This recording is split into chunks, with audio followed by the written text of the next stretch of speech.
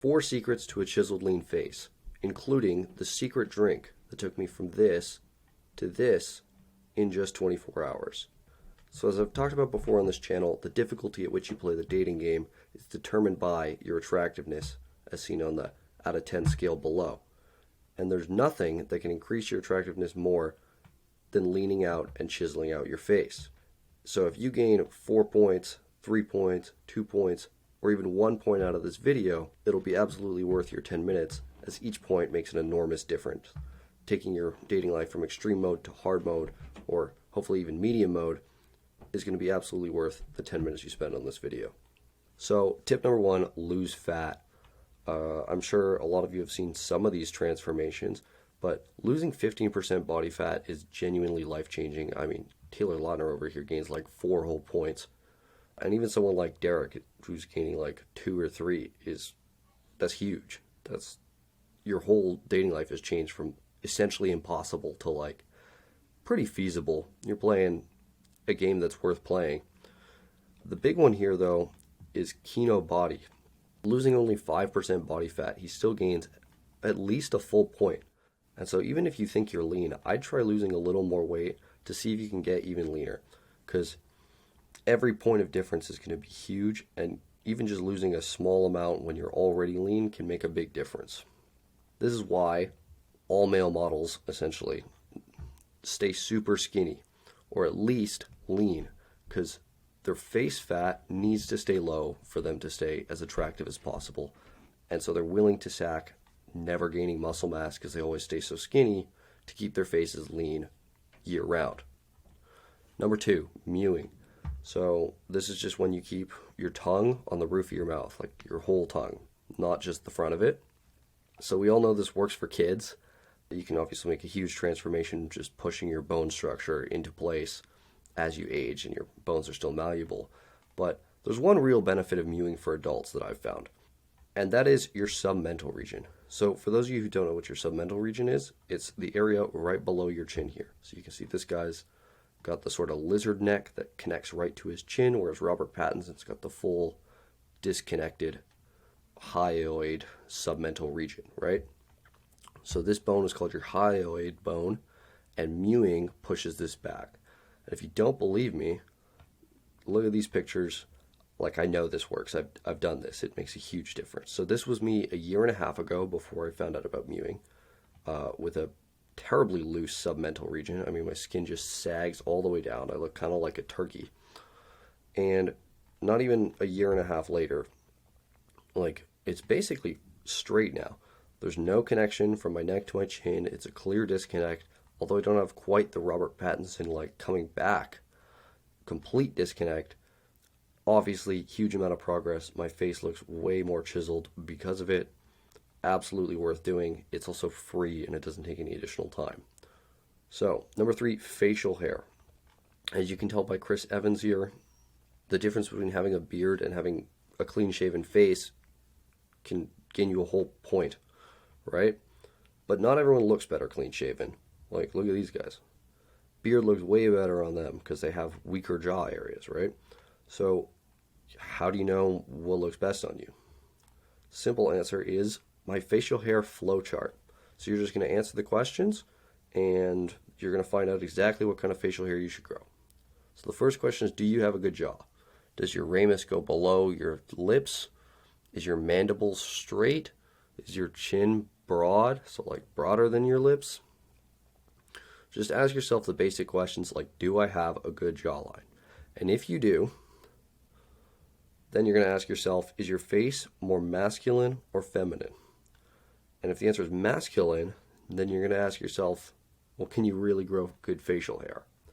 And if you can not, your answer is no, or your face is feminine to the question earlier, then you're going to want to go clean shaven.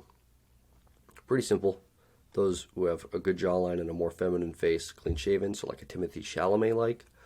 Those who have a more masculine face but can't really grow good facial hair should also just stick to clean shaven.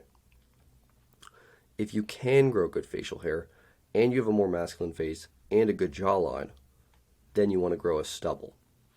like around this length. This is 5 millimeters, but anything around there is going to be good.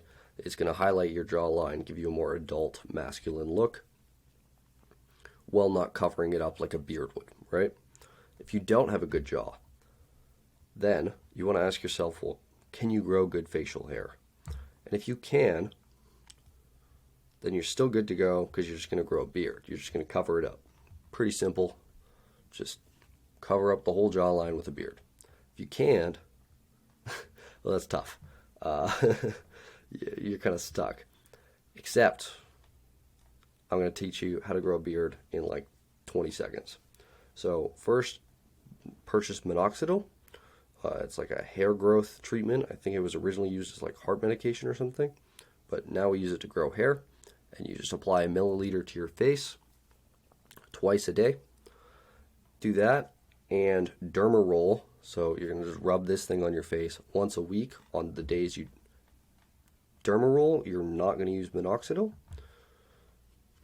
And you're just going to do this every day for like a year. So if you doubt this works, this is me before, and this is me like yesterday. This stuff absolutely works. I can promise you, I've done it. If you don't believe me, just give it a try. There can be side effects to minoxidil, especially the withdrawal symptoms. If you just go off of it cold turkey and don't wean off of it, you can experience like some heart palpitations, stress, panic attacks, stuff like that. It seems to be side effect free for me, but avoid the withdrawal symptoms and be aware that side effects can occur, although this will absolutely work. And now what you've all been waiting for, the secret drink. That took me from this to this in just 24 hours. It seems kind of unreal, but I promise it is. The secret drink is coconut water. This one specifically from Grace, the pure 100% no sugar added. Why does this one specifically work? Potassium. This drink has a ridiculous amount of potassium. Way more than you'll find in anything else. This is like 4 bananas all wrapped into one 500 milliliter tasty drink. And why is potassium relevant? Because it strips the water from your face. So think about it like athletes who cut weight. So when athletes cut weight, they're trying to take the water out of their body so they can sort of artificially weigh less for the weigh-in, and then they'll rehydrate for the fight. What you're going to do is you're just going to strip the water out of your face so you get this sort of lean face look, and then you can do whatever you want after that. Like, you just got a lean face.